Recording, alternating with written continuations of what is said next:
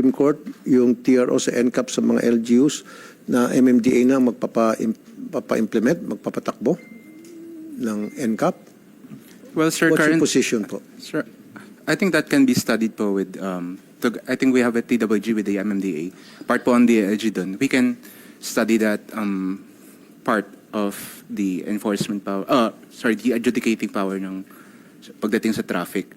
Pero right now, sir, if the LGU issues the ordinance, ano po yan protected po yan by local autonomy. Hindi, kahit po DILG, di po namin magagalaw yan. Ang makakagalaw lang po dyan ay if the court deems it unconstitutional po. Okay, so you have to go to court through that. Yes, po, sir. Yung sa kaabit naman, suggestion lang naman yun para maayos yung trapiko natin sa mga kalye sa Kamaynilaan. So that's just a suggestion, which for me is good. Ngayon, kung sinabi mo, dahil yan ay ordinansa at batas nila yan, that is something na hindi na natin pwedeng ninyong pakialaman. Maliban na naman kung may order from the court. Is that what you're saying? Yes, Mr. Chair. But somehow, maybe you can talk it out with some mayors. Yes, sir, definitely. There's a way we to can go around it by not going to issue- the courts pa. Yes, sir. Well, we can issue a memorandum, sir, to the mayors, providing all of these concerns, and maybe we can have a dialogue with them, sir. Okay. Chair, if I may please. Go ahead. Chairman. There's already a Supreme Court decision on that. Altodap case versus MMDA, wherein the Supreme Court held that pagdating po sa NCR, ang may power po na sa traffic is purely MMDA. Although it's subject to MR right now. Pero may mga LGU na po na kumbaga, sumunod dyan. That's why may mga LGUs po kami ng mga traffic enforcers, MMDA po ang nagde-deputize. Because under that Supreme Court ruling, MMDA lang ang pwede mag-issue ng ticket.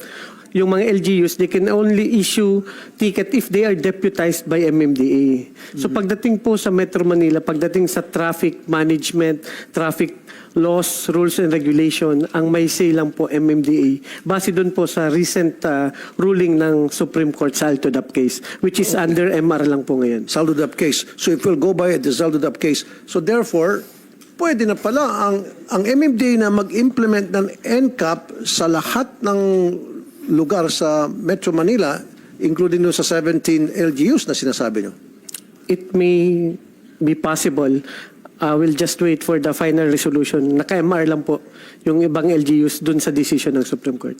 Kaya nga, once na natapos na yung MR, It's possible. Na-resolve na it's possible. Yes, Mr. Chair. Pero ano itong sinasabi ng DILG na dahil mayroong ordinansa at siyempre mayroon silang sariling batas at they dinyan sa ordinansa na para sila ang mag-implement ng NCAP sa kanilang area of jurisdiction. Pagdating po kasi doon sa recent decision ng Supreme Court, sinabi doon basta mga yung major thoroughfares, roads, circumferential roads and other roads under MMDA, MMDA po ang may say. Okay.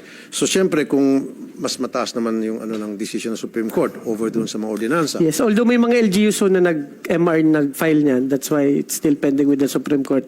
And we'll await kung ano pong magiging final resolution ng Supreme Court. And after that, we could decide kung ano pong mangyayari doon sa... Kasi sabi nga nila, yung LGUs kasi may third party na nag-invest ng mga CCTVs na may AI capability. So may ginastos din po yung mga partners ng LGU. So yun po, isa rin sa So pag issues may ginastos sila, kaya nga nagsisingil sila mahal. Yun the reason why masyadong exorbitant yung fee na or sinisingil para sa mga violation because of that third party na nag-provide ng AI cameras. Before the TRO, that's why yun nga nagkaroon ng single ticketing. All the issues that were raised during the sa TRO ng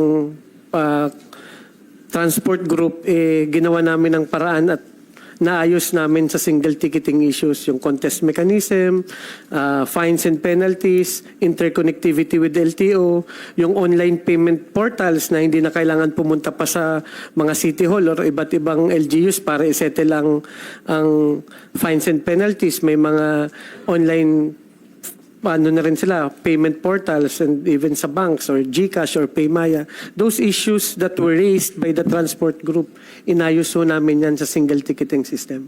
So siguro makipag-usap kayo sa LGU? Yes, we have a Attorney meeting Nunez? tomorrow with all the traffic heads regarding this issues, sir. Balik tayo sandali dito sa TNVS. So, lahat ng mga mayroong sasakyan ay pwede mag-register sa TNVS para sila ay mabigyan ng tulad naman ng Grab, Joyride, para mabigyan sila exemption. LTFRB can answer that, sir. Sir, meron po tayong ang mga TNC po ang nagre-register niyan, yung the network company are the one registering all the TNBS application and endorse it to LTFRB. So yung LTFRB po have the complete records of all the TNBS. Okay. Thank you. Tumatanong kamay si Mr. Melencio Boy Vargas ng Alto DAP. Sir, go ahead. Magandang umaga po, Mr. Chairman. At sarat po na dito kay Secretary. Siguro pwede ba mag-suggest na, sir, baka naman po pwede, Mr. Chairman, na yung LTO na magpadala ng summons. Ano na lang ang LTO at MMDA. Kasi ang LTO po ang nakakaalam ng mga lahat po ng listahan ng mga operator, driver. Kasi nga po ang nagiging problema po namin dito sa sa public transport, no. Halimbawa po yung driver ko nagalit sa akin, nagpahuli tapos umalis na. Paano ko nga habulin? Oo nga naman. May point ka naman. Pero bago siya magkaroon ng galit sa inyo, sibakin mo na siguro yung driver mo. Dapat ma-anticipate mo na itong driver ko, loko-loko to, gagawa to ng hindi maganda. Tama po kayo doon, Mr. Chairman. Kasi siyempre, alam mo yung driver, pag kinakagalitan mo, magtanim sa'yo. Ang gawin niya, pahuli na ng pahuli, tapos bukas umalis na. Pero sa responsibility na yung operator, hindi na po responsibility ng LTO yun or ng MMDA for that matter. Yes po, Mr. Chairman. Kaya lang po minumungkahi namin yon dahil sana po yung summons natin within 5 days dumating na para hindi po naiipon. Kasi ang nangyari po kasi dito, lalo po yung Ngayon mga ba, how many city. days? Ngayon ba, how many days ang summons? Sa totoo lang po, may From the time of the interconnectivity ang MMDA sa LTO. So, kung ano pong nasa database ng LTO, may access po ang MMDA dyan. Pero how long? Kasi Ang sinasabi ano ho 5 namin days. is within 7 days from the time na na-validate yung NCAP violation, we will send it via PhilPost Within 7 days. within 7 days. And they can... Ano yun, 7 working days o 7 days po. kasama ng weekend? 7 days po, kasama yung weekend. And they could file a protest within 10 working days. And ang MMDA po, hindi ho kami i-interest. Kahit bayaran mo yan after 1 year, wala hong interest sa penalty. Alam niya ni Kaboy at ni Kaobet. O, Kaboy, okay sa inyo? Tama. Tapos yung pagpipili po ng driver, nasa batas ho yan, yung diligence of a good father. Ang operator, responsibilidad yung pumili ng maayos at Tama. disiplinadong driver na yung hindi kayo ipapahamak. Kasi may ano rin ho kayo dyan may obligasyon sa pagpipili. And ang liability ng driver jointly Sa amo. sa amo. Operator, So, we have to be careful in choosing our drivers. So, isa rin po yan na pinapakiusap natin sa mga operator. Kung pipili kayo ng driver, make sure na may due diligence at alamin nyo ang background ng driver na ito. Kasi marami tayong mga buses, jeepney na na-involve sa iba't ibang matitinding road crash incidents. And hopefully, this would be kumbaga, eye-opener to all the operators kasi hindi lamang lahat isisisi natin sa gobyerno. You have to do your own part in making our roads safe and to have disciplined drivers sa ating kalsada. Yeah. Tama naman po kayo doon. Mr. Vargas, Mr. dagdag Chairman. ko lamang doon sa sinabi ng MMDA ni Attorney Nunez. Ganon din yung sa mga private individuals na may mga driver. Alam mo, katulad ko, may driver ako. Pag nahuli yung driver ko, kahit hindi ako sakay at makakatanggap ako ng summon mula sa LTO, paninindigan ko yon. Pero, kakausapin ko yung driver. Pagagalitan ko, totoo ba itong violation na ito? Bakit ka nag-violate? tuloy, magmumulta ako ng ganito, ang ganon. So, it is my responsibility na